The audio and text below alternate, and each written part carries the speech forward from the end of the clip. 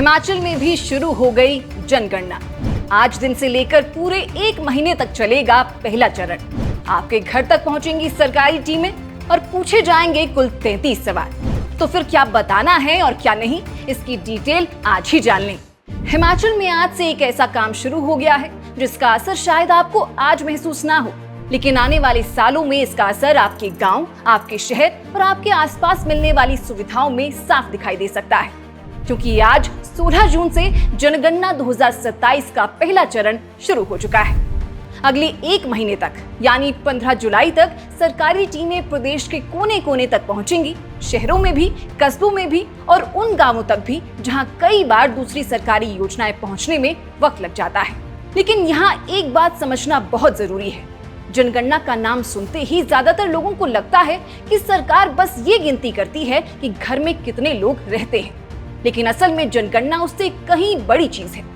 ये सिर्फ लोगों की गिनती नहीं होती, बल्कि ये पता लगाने की कोशिश होती है कि लोग कैसे रह रहे हैं, किन सुविधाओं के साथ रह रहे हैं और किन परेशानियों के बीच अपनी जिंदगी गुजार रहे हैं। यानी आज से शुरू हुई ये प्रक्रिया दरअसल हिमाचल की मौजूदा तस्वीर तैयार करने का काम है। सरकार ये समझना चाहती है कि प्रदेश के कितने घरों तक बुनियादी सुविधाएं पहुंच चुकी हैं, कितने परिवार अभी भी कुछ जरूरी सुविधाओं से वंचित हैं, कहां आबादी बढ़ रही है और कहां लोग धीरे धीरे अपने गांव छोड़कर बाहर जा रहे हैं। यही वजह है कि इस बार पूछे जाने वाले 33 सवालों की इतनी चर्चा हो रही है। अब सवाल ये है कि आखिर ये 33 सवाल कैसे होंगे, क्या होंगे और क्यों पूछे जाएंगे। तो इनमें आपके घर से जुड़ी सामान्य जानकारी ली जाएगी। घर अपना है या किराए का, घर में कितने कमरे हैं, मकान पक्का है या कच्चा, दीवार और छत किस चीज की बनी है, पीने के पानी की व्यवस्था कैसी है, बिजली की सुविधा है या नहीं, घर में नहाने और टॉयलेट की सुविधा है या नहीं, खाना बनाने के लिए गैस इस्तेमाल होती है या लकड़ी, मोबाइल फोन है या नहीं, इंटरनेट चलता है या नहीं, टीवी है या नहीं, लैपटॉप या कंप्यूटर है या नहीं, परिवार के पास बाइक, स्कूटी या कार जैसी सुविधाएं हैं या नहीं, और परिवार से जुड़ी कुछ सामान्य जानकारियां भी दर्ज की जाएंगी। यानी सरकार इस बार सिर्फ सिर गिनने नहीं आई है, बल्कि ये समझने आई है कि हिमाचल का आम आदमी किस तरह की जिंदगी जी रहा है। अब यहाँ एक और खास बात है, इस बार जनगणना पहले जैसी बिल्कुल नहीं होगी। पहले कर्मचारी कागजों के ढेर और मोटे रजिस्टर लेकर पहुंचते थे, लेकिन अब तस्वीर बदल चुकी है।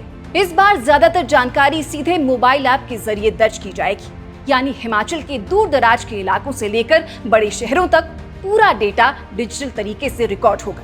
इससे प्रक्रिया भी तेज होगी और आंकड़ों को संकलित करना भी आसान होगा। और अगर आपने 1 जून से 15 जून के बीच खुद ऑनलाइन अपनी जानकारी भर दी है, तो आपके पास एक सेल्फ एन्यूमरेशन आईडी होगी। ऐसे लोगों को दोबारा पूरी जानकारी देने की जरूरत नहीं पड़ेगी, वे सिर्फ अपनी आईडी दिखा सकते हैं।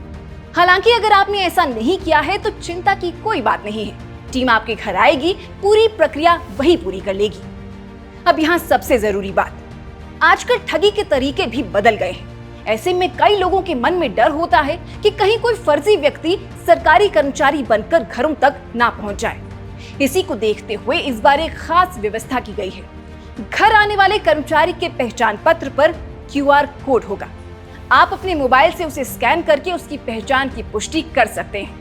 यानी जानकारी देने से पहले ये जांच लेना अब आपके हाथ में होगा कि सामने खड़ा व्यक्ति वास्तव में जनगणना की ड्यूटी पर है या नहीं।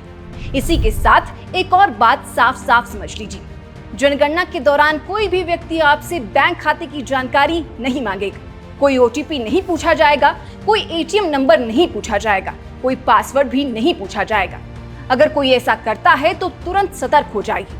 अब बहुत से लोग पूछते हैं कि आखिर सरकार को ये सब जानने की जरूरत क्यों पड़ती है, आखिर उसे इससे क्या फर्क पड़ता है कि किसी घर में इंटरनेट है या नहीं, किसी परिवार के पास वाहन है या नहीं, या लोग किस तरह के घरों में रह रहे हैं। तो इसका जवाब बहुत सीधा है, सरकार की ज्यादातर योजनाएं इन्हीं आंकड़ों के आधार पर बनती हैं। अगर किसी इलाके की आबादी तेजी से बढ़ रही है तो वहाँ स्कूलों की जरूरत बढ़ेगी, अस्पतालों का विस्तार करना पड़ेगा, सड़कों पर दबाव बढ़ेगा, पानी की मांग बढ़ेगी। अगर किसी इलाके में इंटरनेट की पहुंच कम है तो वहां डिजिटल सुविधाओं को मजबूत करने की जरूरत समझ आएगी। अगर किसी क्षेत्र में बुजुर्ग आबादी ज्यादा है तो स्वास्थ्य सुविधाओं की प्राथमिकता बदल जाएगी।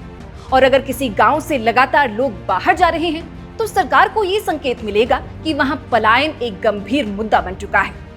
हिमाचल जैसे राज्य में ये आंकड़े और भी ज्यादा महत्वपूर्ण हो जाते हैं, क्योंकि एक तरफ शिमला, सोलन, बद्दी, धर्मशाला और मनाली जैसे इलाके तेजी से फैल रहे हैं। यहाँ आबादी बढ़ रही है, ट्रैफिक बढ़ रहा है, सुविधाओं पर दबाव बढ़ रहा है। तो दूसरी तरफ ऐसे भी गांव हैं जहां कभी रौनक हुआ करती थी, लेकिन आज कई घरों में ताले लगे हुए मिलते हैं। कई जगह सिर्फ बुजुर्ग रह गए हैं, युवा पढ़ाई और रोजगार के लिए बाहर जा चुके हैं। और हो सकता है कि इस बार की जनगणना हिमाचल के बदलते सामाजिक ढांचे की सबसे साफ तस्वीर सामने लेकर आए।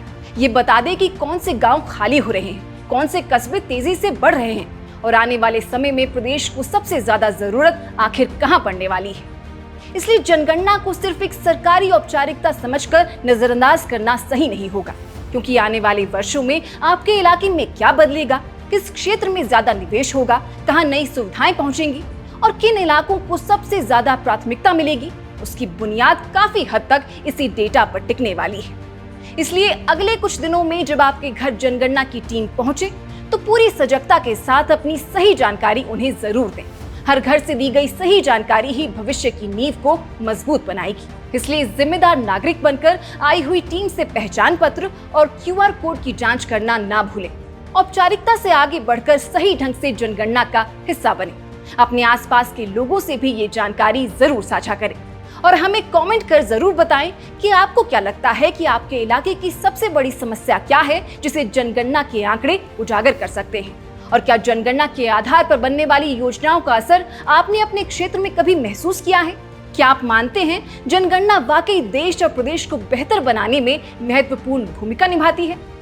हमें आपके कमेंट्स का इंतजार रहेगा। बाकी अभी फिलहाल के लिए बस इतना ही। नमस्कार।